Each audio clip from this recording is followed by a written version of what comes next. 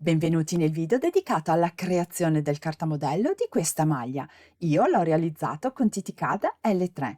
Vediamo assieme le caratteristiche principali. È una maglia incrociata, ha un girocollo a barchetta, una manica a kimono con una lunghezza al di sotto, appena al di sotto del gomito, è rifinita con un polsino, il davanti è rifinito con una fascetta e anche sul fondo si trova una fascetta. Qui si vede l'incrocio, ma ha una caratteristica principale questa maglia, che si può portare in due modi diversi. La parte che ora veste il davanti si può mettere anche sul dietro e la parte del dietro portarla sul davanti. Così è come si presenta la parte che prima era sul dietro, vestita sul davanti. E questa è la parte che prima era sul davanti, messa sul dietro. Per quanto riguarda la tipologia di stoffa, io ho utilizzato una maglina in lino. Si possono usare tutti i tipi di maglina. Vediamo assieme come creare questo cartamodello. Mi trovo in Titicada L3. Per realizzare quel modello sono partita. Sulla lista tipi ho selezionato il corpetto base con la manica kimono e sulla lista sottotipi il tipo B, perché quella maglia è al di sopra dei fianchi. Poi clicco Crea nuovo progetto per il sottotipo selezionato. Compare questa finestrella che mi chiede se voglio usare la creazione guidata. Gli dico di sì, mi porta all'interno della pagina misure del configuratore. Qui bisogna inserire le proprie misure. Io per velocizzare inserisco solamente la lunghezza del modello. Quel modello è lungo 58 cm per un'altezza persona di 1,75 m. Voi inserite la misura che desiderate e clicco subito Applica misure e vestibilità e seleziono Mostra quote, così vedo i centimetri di cui è composto questo modello. Per quanto riguardano le vestibilità, io ho inserito la vestibilità sui fianchi, una vestibilità minima, 4 cm, perché è un modello aperto. Anche la circonferenza seno ho inserito una vestibilità minima 4 cm e clicco Applica misure e vestibilità.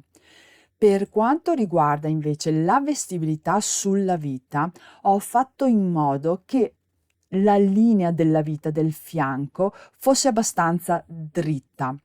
Ho preso la misura dei fianchi, calcolatrice. In questo caso la misura dei fianchi ha questo valore 25 cm. Inserisco 25 cm. La misura della vita mi viene indicato 18 cm e tolgo, faccio meno 18 cm, uguale.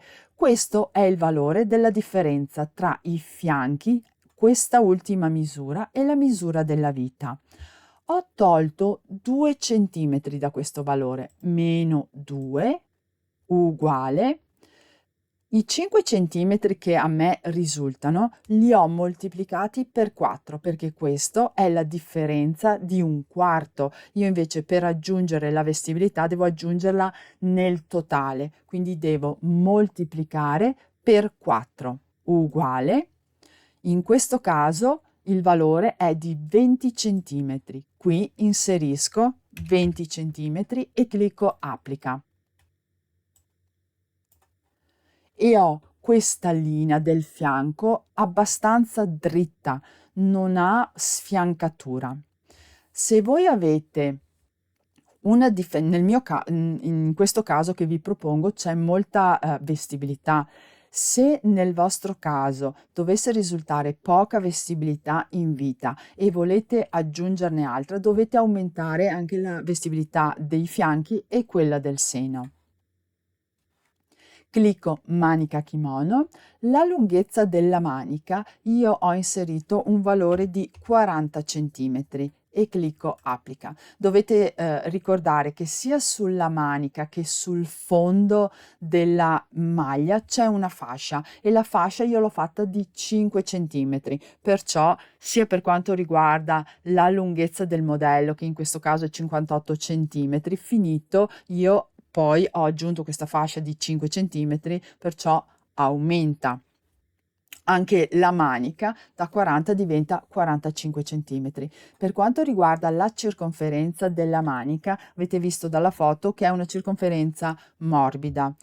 In questo caso ho inserito 26 centimetri e clicco applica. Anche mostra quote, così si vedono i centimetri di cui è composto questo modello.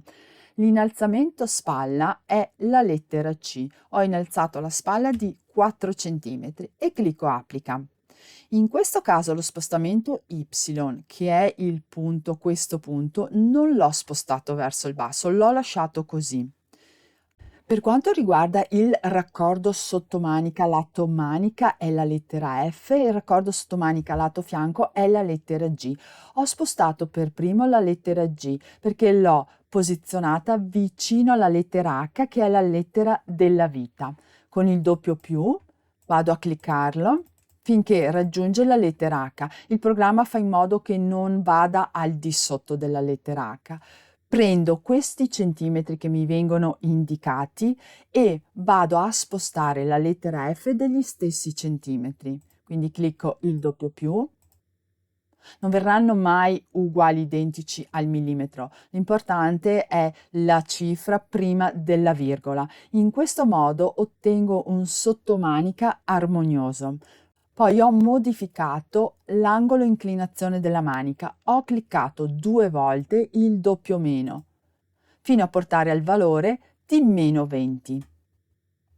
Questo è il risultato. Clicco modifica giro collo. Accorciamento spalla. In questo caso misura la spalla BC 12,1. Io ho fatto in modo di avere solo 4 cm di spalla. È consigliato un valore da 5,5 al massimo a 4 cm come minimo di spalla. Nel mio caso, da 12,1 per portarla a 4 cm, ho tolto 8 cm,1 e clicco applica. Il valore in rosso sono i centimetri che ho portato via, il valore in blu sono i centimetri rimanenti della spalla. Per quanto riguarda l'abbassamento del centro davanti, per fare in modo che quella maglia io la possa portare come vi ho fatto vedere il davanti con il dietro e il dietro con il davanti, ho fatto in modo di avere l'abbassamento del centro dietro e del centro davanti molto simili. In questo caso non ho abbassato il centro davanti, ma anzi ho alzato di 1 centimetro la lettera A. Solitamente si inserisce un numero positivo e il girocollo viene e l'abbassamento del centro davanti va verso il basso. Se io invece inserisco un numero negativo, il punto A si sposta verso l'alto. In questo caso ho inserito meno 1 centimetro, clicco applica e si vede il girocollo che dal punto originale si è spostato verso l'alto. Ho modificato anche la curva perché qui è un po' troppo arrotondata. Impostazioni forma girocollo davanti, ho cliccato tipo 2, mi si abilita personalizza forma, clicco. Questo riquadro modifica curva sul lato spalla si riferisce a questo punto. In questo momento ho un angolo, mi viene indicato di 90,35. Lo devo aumentare. Dove c'è scritto angolo, clicco sul doppio più e lo porto a 115 gradi. In questo modo è meno arrotondato. Ho una curva che è meno arrotondata. Clicco OK. Per quanto riguarda l'abbassamento del centro dietro, ho fatto in modo che la lettera A si trovi alla stessa altezza del mio girocollo nuovo. Nel mio caso inserisco un abbassamento di 4 cm e clicco applica. Con il mouse vedo che ho la stessa altezza. Qui dovete valutare voi il girocollo dietro l'abbassamento, di quanto abbassarlo per farlo arrivare alla stessa altezza del girocollo davanti. Trascino la barra verso il basso, clicco applica fasce. Su collo davanti è già selezionato, tipo clicco sulla freccetta e seleziono fascia rettangolare, l'altezza del collo 1 centimetro. Per quanto riguarda, ho anche aggiunto anche la lunghezza del dietro, così me la fa in automatico, mi calcola il girocollo davanti e il girocollo dietro. Per quanto riguarda l'accorciamento in percentuale, se voi avete una maglina che è molto elastica, vi consiglio di inserire una percentuale di 10 cm in modo da accorciarla, così quando l'applicate vi mantiene il collo in forma.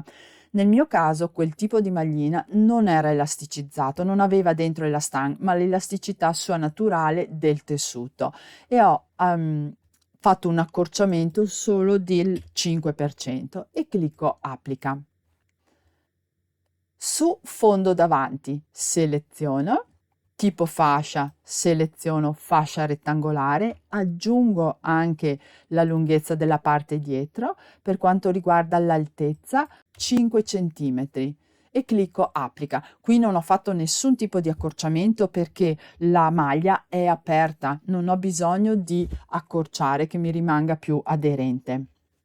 Per quanto riguarda la rifinitura invece del davanti, lo devo fare in un secondo momento. Trascino la barra e clicco Crea modello. Queste sono tutte le parti che per il momento ho creato. Come mi viene indicato da questa frase, posso già decidere quali parti posizionare sulla piega della stoffa. In questo caso è il dietro. Entro con il mouse e faccio un doppio clic col tasto sinistro, diventa verde e mi indica la parte che appoggerà sulla piega della stoffa. Faccio la stessa cosa per quanto riguarda il fondo e per quanto riguarda la fascetta del girocollo.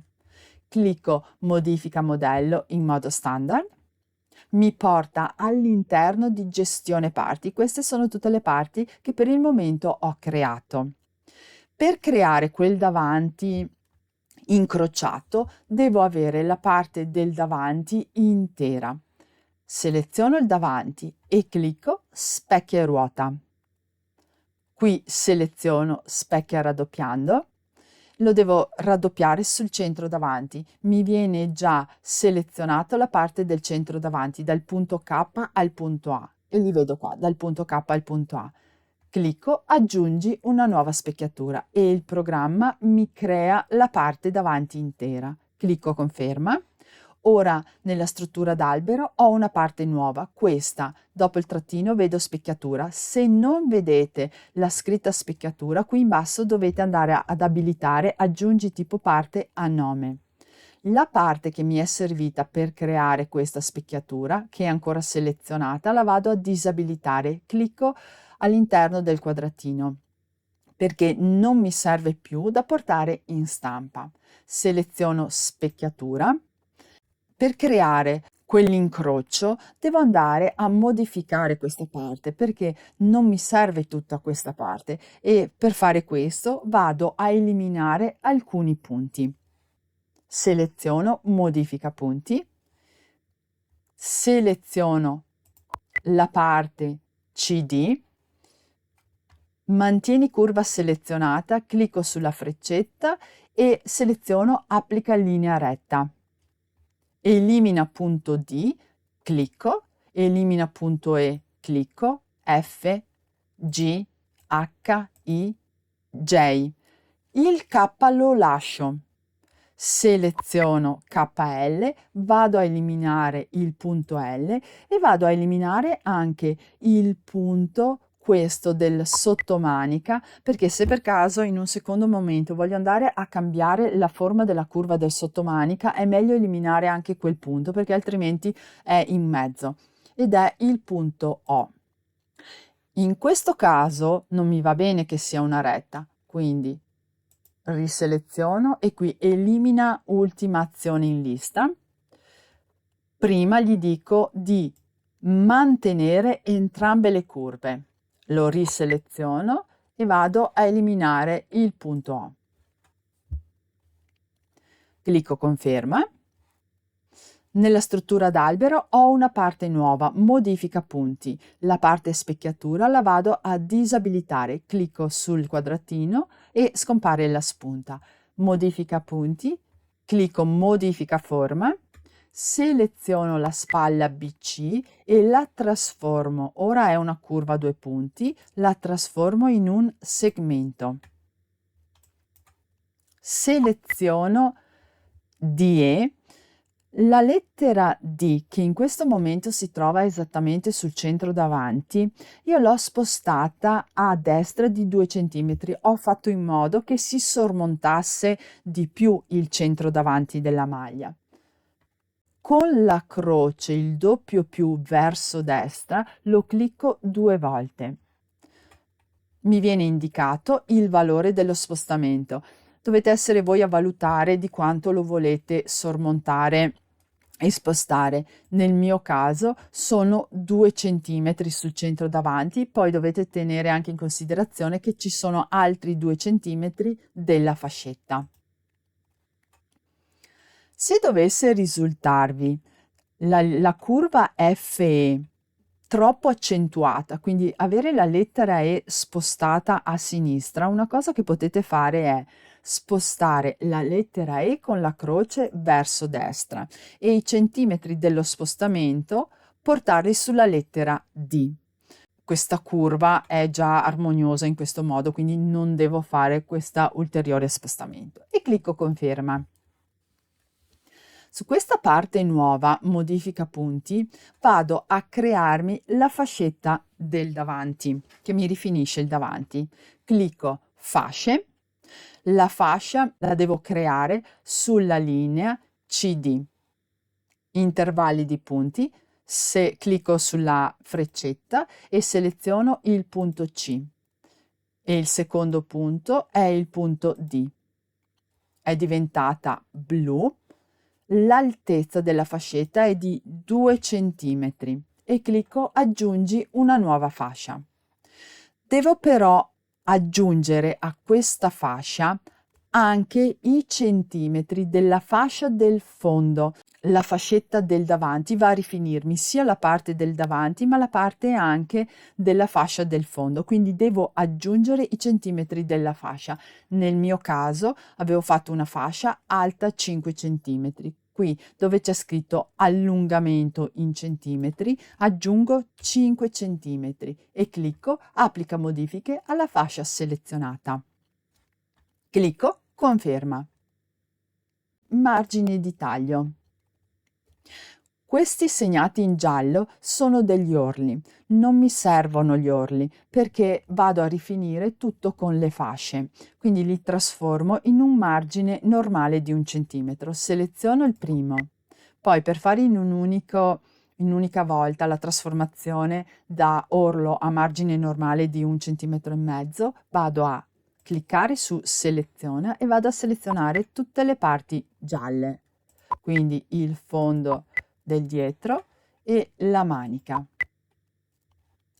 sono diventati verdi. Qui tipo di taglio mi viene indicato che è un orlo, seleziono margine normale 1,5 centimetri e clicco applica. Testi, clicco mostra testi brevi perché sono quelli che io andrò a vedere poi in stampa. Se volete modificare il testo che vi viene visualizzato, in questo caso qui davanti con questi sono il nome dei passaggi che sono stati effettuati per arrivare a creare questa parte e sta a indicare SA è specchia e più è il modifica punti. Qui dove c'è scritto testo da modificare, clicco sulla freccetta e seleziono nome parte. Nel testo breve vedo lo stesso nome che trovo all'interno del modello. Se voglio andare a eliminare la parte dietro e lasciare solo il davanti, faccio in questo modo. Se voglio dare un nome a tutte le parti che ho creato, clicco sulla freccetta, seleziono testo libero, testo dove c'è scritto testo breve. Nel mio caso questo modello l'ho chiamato mod in maiuscolo mod VT, che sta per video tutorial 24, per fare in modo di trovare all'interno di tutti i cartamodelli questo nome che ho dato, clicco assegna a tutte le parti. Qui in alto dove c'è scritto parti da modificare sono tutte le parti che vado in stampa. Potete selezionarne una alla volta e verificare il nome o cambiare il nome come desiderate. Vado in stampa. Questo è il modello posizionato sulla stoffa e la quantità di stoffa necessaria. In questo modello mi dice che è passato la stoffa aperta. Con queste misure non riesce a posizionare il modello sulla stoffa piegata. Ho un'altezza stoffa di 150, diciamo che è quella classica. Se io avessi un'altezza stoffa più alta, 1,60 m, e clicco, riesce a posizionarmi il cartamodello sulla piega della stoffa. C'è una cosa che io ho fatto, voi però potete lasciare benissimo così il modello.